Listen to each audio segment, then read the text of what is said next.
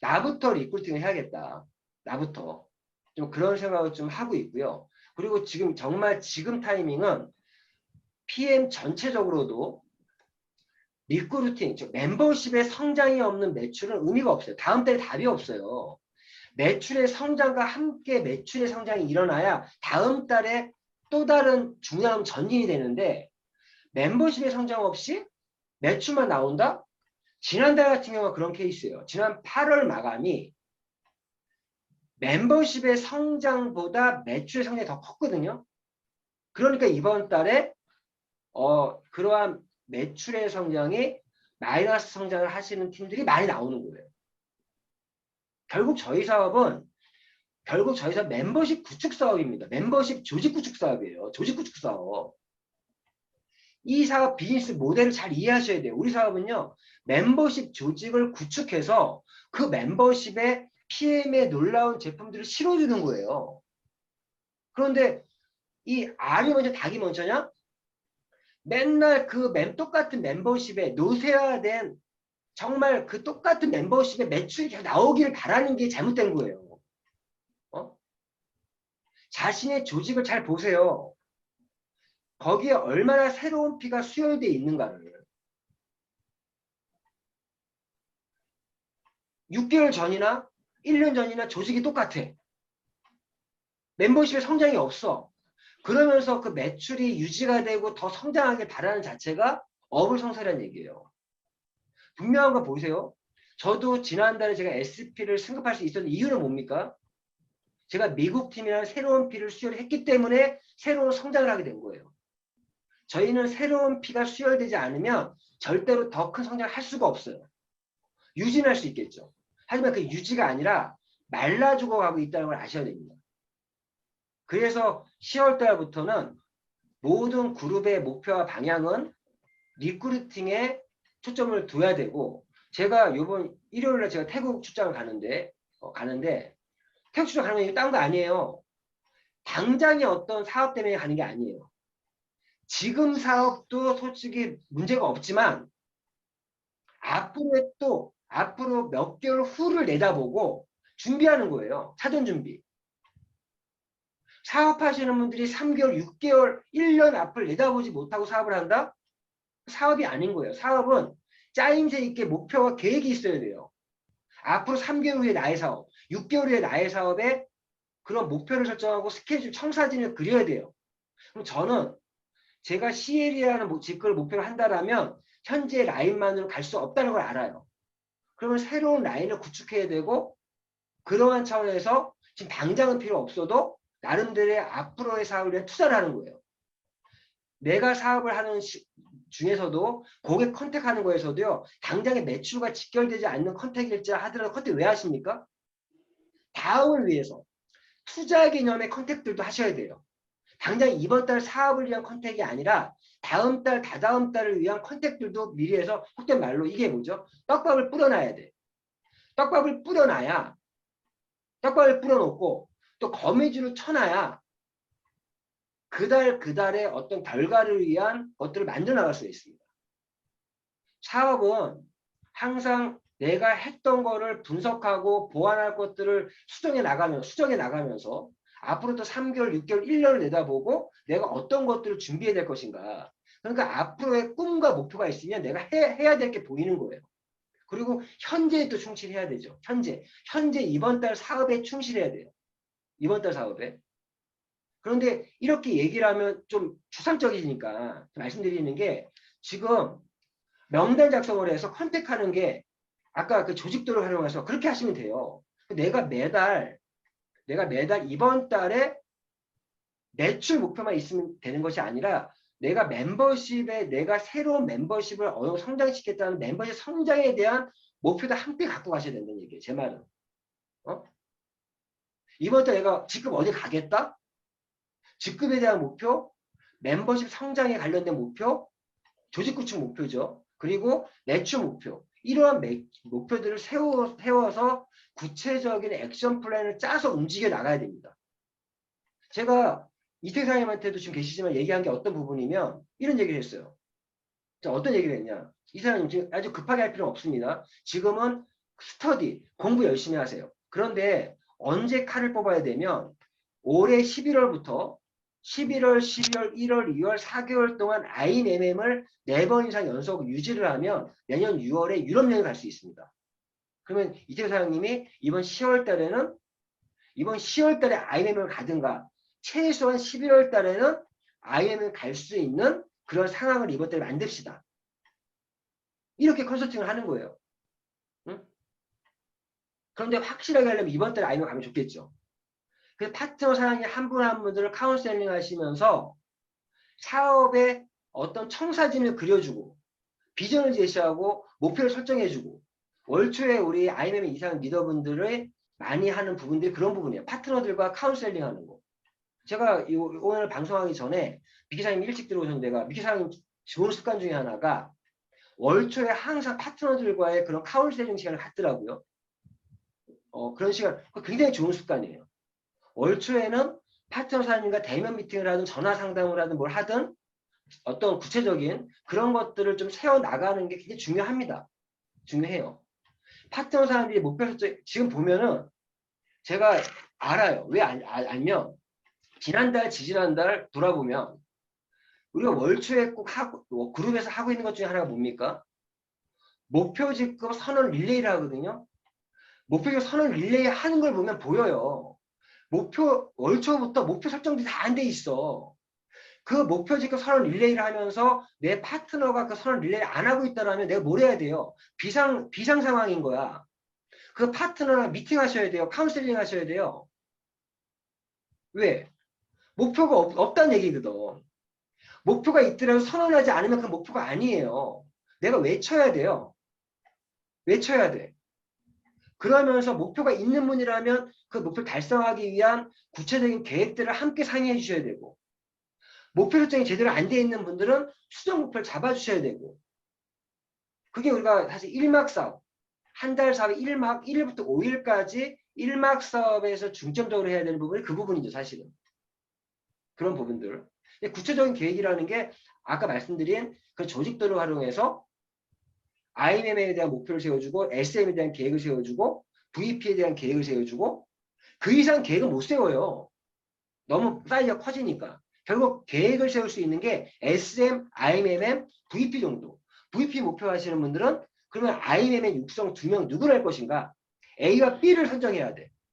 선택과 집중해야 되거든요. VP를 준비하시는 분들은. 그리고 IMM을 준비하시는 분들은 내가 SM을 육성할 사람 어떤 사람들 SM을 육성할 것인가?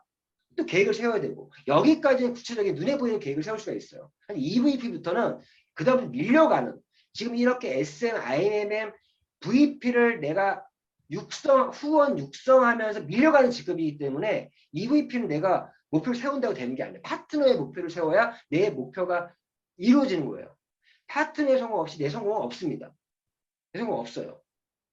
그래서 정말 10월부터는 다시 한번 소시험으로 돌아가서 성공의 8단계처럼 시스템대로 하시자고요. 성공의 8단계 1단계 뭡니까? 꿈과 목표 설정이에요. 1단계가. 꿈과 목표 설정. 자신이 이 사업을 왜 하고 있냐. Y 구축. Y 구축이 우리 사업에 제일 중요해요. 내 이 사업을 왜 하고 있는가. 내가 선택한 동기를 확장시켜서 이제는 사업하는 이유를 만들어야 돼요. Y 구축하는 시기. Y가 구축되어 있지 않은 파트너는요. 무조건 꺾이게 돼 있어요. 내가 사업을 하는 이유가 분명해야 되고 그 사업을 하는 이유가 만들어질 Y가 구축이 되려면 꿈이 있어야 되고 목표가 있어야 돼요. 그런 꿈과 목표 설정이 돼야 되고 그러한 목표 아래에서 꿈과 목표 아래에서 2단계 뭡니까? 결단해야죠. 결단. 내가 이 목표와 꿈을 이루기 위해서 내가 무엇을 할 것인가 어떠한 대가를 지불할 것인가. 대가 지불 없이 세상에 공짜는 없습니다. 대가 지불하겠다는 결단을 이끌어내야 되고 그리고 실무적인 게 들어가는 뭐예요? 그게 명단 작성이에요. 근데 명단 작성을 하면서 여기서 어떻게 하냐? 말씀드렸죠? VP를 준비하시는 분들은 IMM 육성을 사는 명단을 뽑으시고 IMM을 준비하시는 분은 SM 육성을 사는 명단을 뽑으시고 SM 이상을 준비하시는 분들은 자기의 그 강한국의 명단들을 작성하셔야겠죠. 특히 이번 달 같은 경우는 10월 21일에 내셔널 콩글레스에 함께 참여할 고객들 명단 뽑으셔야 돼요. 이거 그냥 하다 보면 되는 게 아니에요. 내가 20일에 함께 갈 사람 강한 명단을 뽑아 놓고 컨택을 하셔야 돼요. 그런데 21일 이런 내셔널 콩그레스 같은 행사는요. 어떤 분들 데려가면 좋으냐? 어떤 분들? PM에 대한 비전을 크게 보여줄 사람들. 비전을 크게 보여줄 사람들을 함께 하는 게 좋아요. 큰 그림을 보여줄 사람들. 이런 분이 있어요. 나보다 모든 면에서 좀 나은 사람. 그런 분들이요. 그런 분들은 이런 컨벤션 정도 수준의 세미나를 참석해야 그분들이 PM에 관심을 갖습니다. 왜? 그분들은 스몰 비즈니스로 보고 있는 분들이 있어요. 나보다 모든 면에 좀 더 나은 사람들을 때로는 이럴 수 있어요. 내가 티켓 하나 준비해놨는데 티켓 하나 준비했는데 가자. 너를 준비했다. 32,500원 투자해서 그런 사람을 데려갈 수 있다는 것만으로도 그 32,500원의 티켓 한 장이 어떠한 결과를 만들어낼지 모릅니다. 예전에 우리 아버님이 제가 사업하는 거에 되게 안티였는데 우리 아버님을 사업적으로 깨게 만든 게 뭔지 아세요? 이런 컨벤션에 초대했어요. 우리 아버님을. 지금 이 컨벤션은요. 사실은 어떤 분들 초대해야 되는지 아세요? 첫 번째, 1차적인 분들이 가족을 초대해요. 가족. 가족들은 이런 컨벤션에서 깨요. 가족들. 특히나 요번에 컨벤션에 무대에 쓰는 사람들은 무조건 가족 초대하거든요.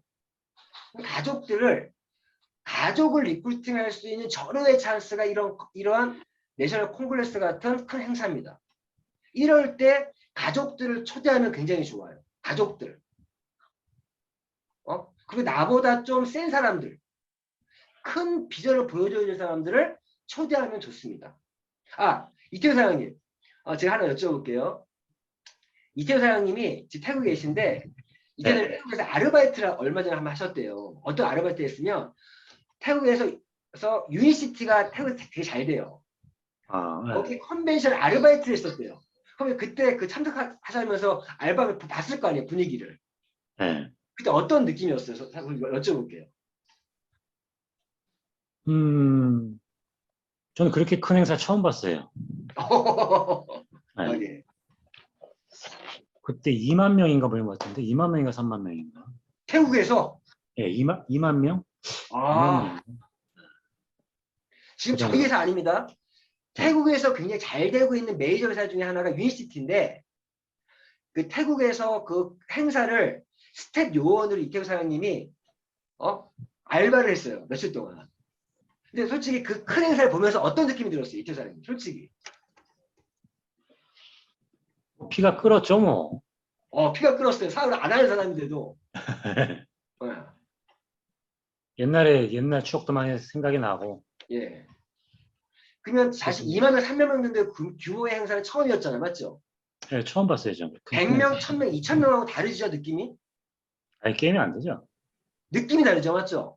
네. 내용이 중요한 게 아니라 거기에 열정 바이러스, 그 열정의 냄새가 있어요. 네네. 사업을 안 하는 사람도 피가 끓는다니까요. 그래서 이러한 콩글레스가 가족을 초대해야 된다는 말을 드린 이유가 뭔진 모르지만 뭔가 있는 것 같아.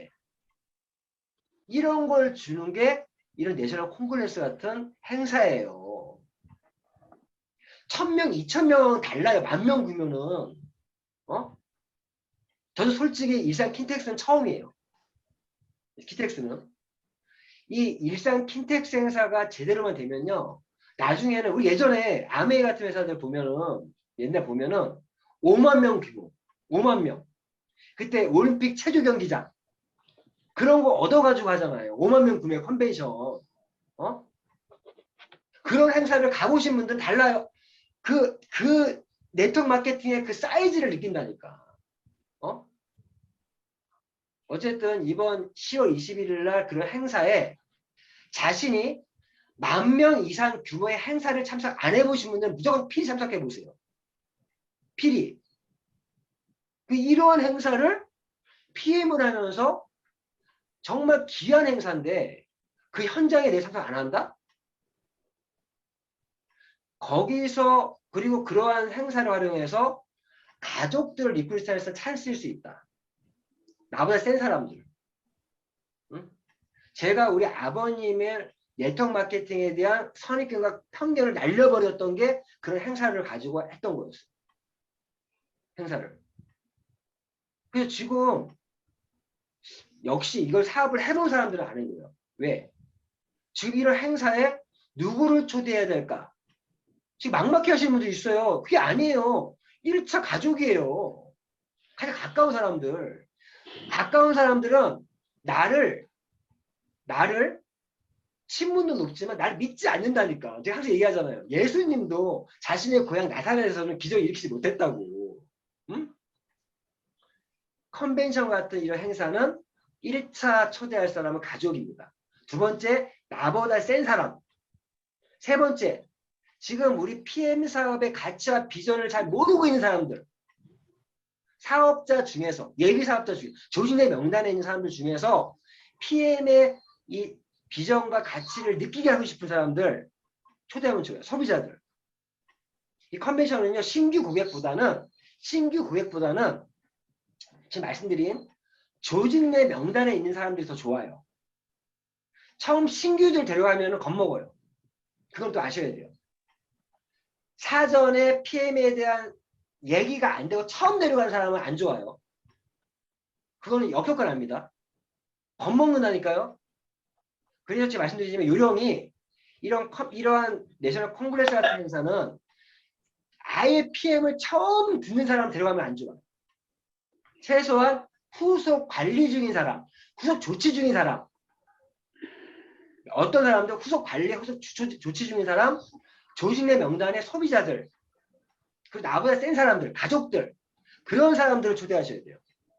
그래서 예전에 또 이것도 막 듣고 막 컨벤션 얘기하니까 또 신규들을 막 데려가가지고 도리어 그 고객 명단을 아예 잃어버린 사람이 있어요. 안 좋아요. 제가 저도 옛날에 그런 시스템 해본 적이 있는데 PM에 대해서 아무것도 그냥 데리고 묻지 말아 데려오는 거 있잖아요. 도움 안 됩니다. 도움 안 돼요. 겁먹어버려요. 어떻게 느끼면 이런 걸 느껴요. 사이비 종교처럼 보여. 그럴 수도 있으니까 그래서 제가 10월 초부터 리크루팅 컨택을 열심히 하라는 이유는 컨택을 많이 해야 데려갈 사람이 많이 생기는 거예요. 그때 대해서 누구 데려가려면 안 된다니까. 그래서 10월은 전반전부터 리크루팅을 좀 많이 좀 부각해 주시고 특히 우리 IMM 이상 리더분들은 지금 제 말씀 듣고 있는 분들은 월초부터 10월 21일 초대할 사람들 명단들을 뽑아서 컨택부터 하자. 그러한 쪽에 좀 방향을 잡아서 좀 해주면 감사할 것 그렇게 해주셨으면 좋겠습니다. 아시겠죠?